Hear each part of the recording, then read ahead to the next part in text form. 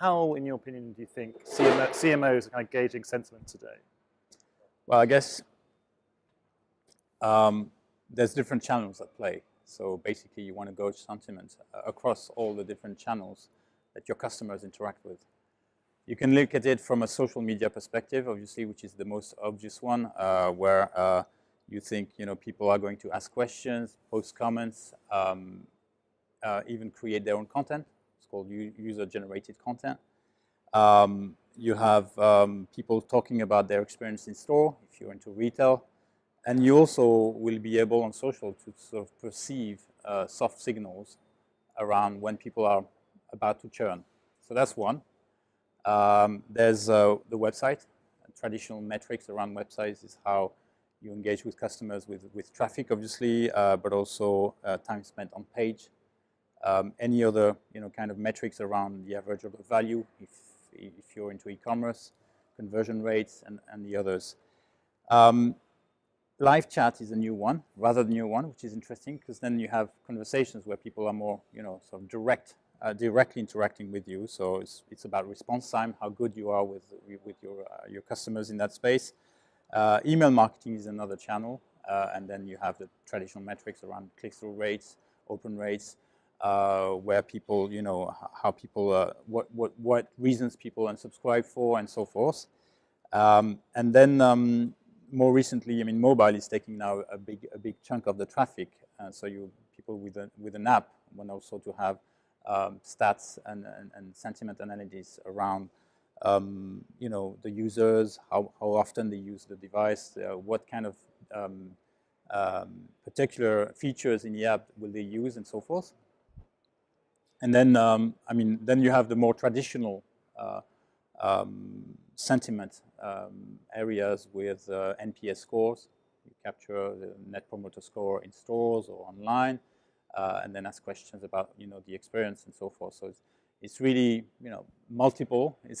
I guess the challenge is around unifying those data sets and making sure you have something that is interoperable across different channels. But then obviously, when you talk about gauging sentiment, it could be also the sentiment of someone else, but the customer.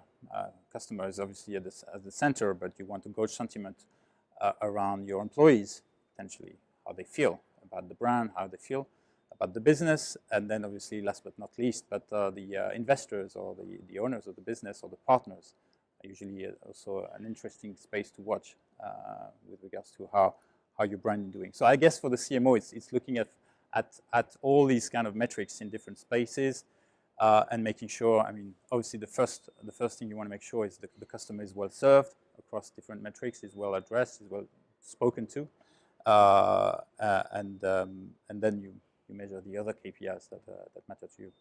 So it sounds like there's a lot of data out there to be measured. Absolutely.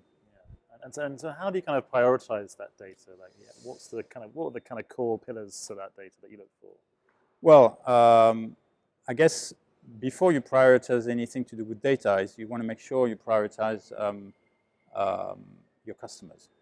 So there's a big thing around putting the customer at the heart of what you do. Everyone's saying they do that. But how do you make that happen in reality? And it's increasingly the task of a CMO to achieve that and take responsibility for the customer experience. So before you even talk about data sets, you talk about how do you make sure the customer experience is right and fit for purpose and fit for the brand. Because we were talking just now about user-generated comment, how customers interact with you.